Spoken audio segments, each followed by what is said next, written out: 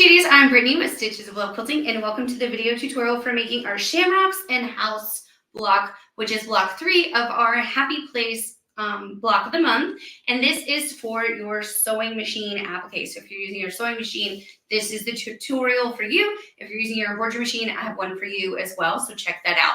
So per usual, we're on block 3. You probably know the drill by now. You're going to read through your pattern, you'll prep your fabric, and now we're going to build our applique piece, which in this will be our house block, just like last month. And then we'll review some stitch order tips, etc. So I'm going to prep my pieces alongside of you. Let me open up my placement guide in front of me.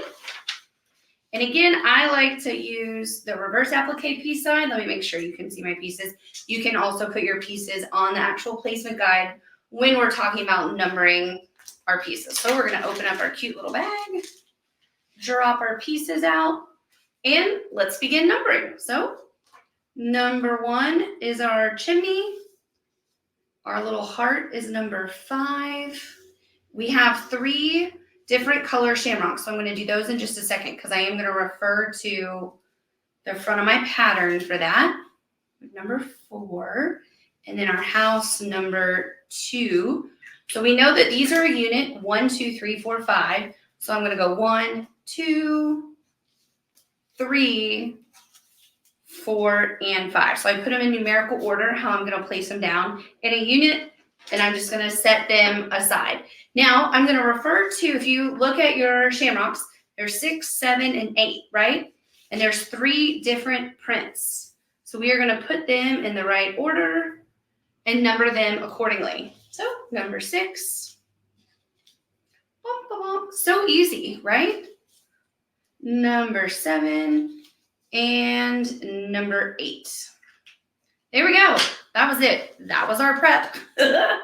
I really do think these are easy. Some of our block of the months, they have like 50 pieces in a block, and your prep, takes a few more minutes. It's still not hard, but it does take longer. But with this, no, easy peasy. So now we're going to turn our light pad on to remind you I have the perfect stack in front of me. So my bottom layer underneath my glass mat, I have my premium glow light pad. On top of that is the glass mat. And now I'm putting down my placement guide. And on top of my placement guide, I will put my fusing mat. Boop. There we go. So the only unit we need to build first is the house. And then our second unit is 6, 7, and 8. Easy as can be. I know I keep saying easy, but I got to think of another word for easy. Doable, fun to do, enjoyable. Y'all comment and tell me what words are another way for saying easy. Easy, beginner friendly. So these fabrics are super cute. All the houses on the quilt are dapple dots. So they're all a different color of this fun little dots. All of the roofs are gingham. I'm pretty sure they're all gingham. Yeah, I think they are all a gingham. And then all of the doors are like a really fun print. And then all of the hearts on the houses are a new line of fabric from Riley Blake, a new basic called Paparazzi. It's super fun. And so I just simply pressed where my pieces overlap, only for a few seconds.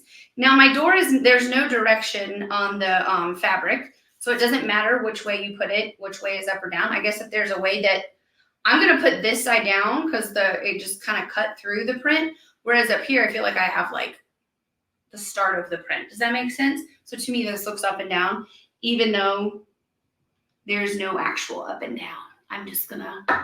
I believe that's my up and down. And then we have our cute heart on our house. Wish I had a heart on my front door. Right now on my front door, I have a big, long painted metal topiary. I'm very obsessed with topiaries right now. Well, last season I was too. But I have to tell you, my topiary trimming skills are not on point. My poor little topiary, the Florida heat, and my lack of good topiary trimming skills, I have one on either side of the door to match, like a real topiary matching the metal ones. They might be making their way to the backyard soon. I've seen like fake trees. I think they would melt in Florida, but I don't know why I'm talking about that. I was thinking of front doors, and yeah, I started thinking about that. I love to decorate stuff though. That's what I love about this quilt and our other block of the months, because it gives you something to change on in your house. a lot of the quilts, we try to keep them very similar in size so that if you have like one spot, for example, like the Hop to It quilt and the Christmas Lane quilt and Boo Crew, they're not all exactly the same size, but they're all pretty close. So they fit in the same place in your house, like in your foyer, a guest room, whatever. And it would be really fun. Our reasoning for having them all be the same size is so you can change them out for all the seasons. I love to change things out in my house for all the seasons. I think it's a blast. I guess you could say it's my hobby, really, outside of quilting. Okay, so while I've been chatting along, we have built our Appliqué Unit 1, our Appliqué Unit 2. So I'm going to simply just bloop, one unit, my cute little house, adorable.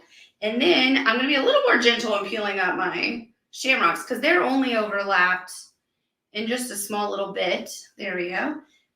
Bloop. So I have my cute little unit of shamrocks. So now we don't need our fusing mat. We're going to set that aside. And I pull out my background fabric. You know the drill. Plop it on. Make sure that you're covering the outer trim line. And then we just iron our units right in place. And when you go to stitch this, we'll talk about the thread in a second. But just remember, all you're doing with your needle is tracing right along the outside. So you don't actually hit the fabric with that outer line of the buttonhole stitch. You're one needle width outside. So all you do with your needle and thread is trace these pieces. I love it. Once I started thinking of it as like just tracing, it really helped me with my applique stitch. It's really funny. I do mostly my stitching on the embroidery machine since I, digitize and do all that. And so I don't get to applique, sewing machine applique as much as I want. And the other day I was doing it and I was like, oh, I got to practice. So I got myself out one of these blocks to practice on because they're like big pieces, like big broad shapes. They're very simple. And it just really, it's easy applique. I love it. And so I'm just ironing it in place. And like so. Did I iron the house? Yeah, I ironed the house.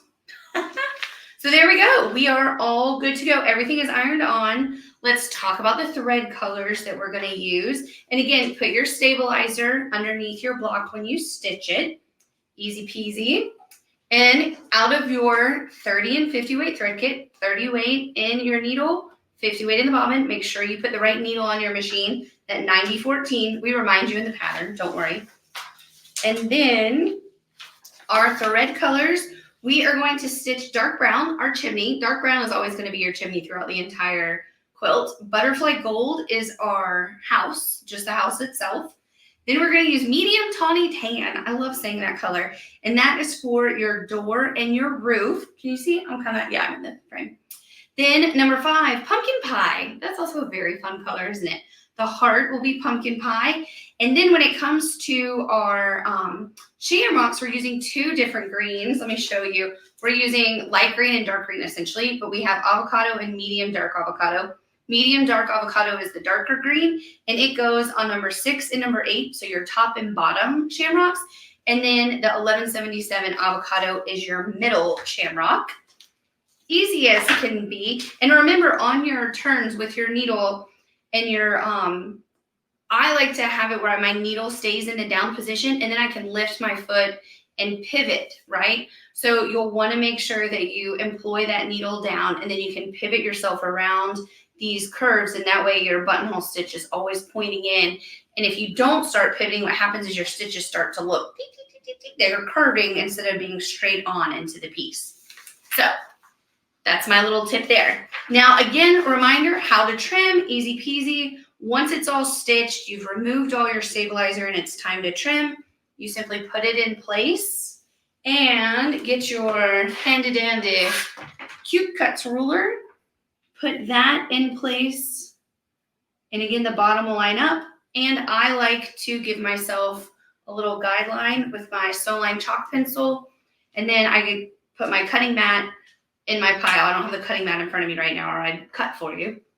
But you just put it on your cutting mat. You're able to then cut without using your placement guide because you don't want to cut your pattern, because you can, of course, make this quilt as many times as you want because you have the reverse pieces to trace.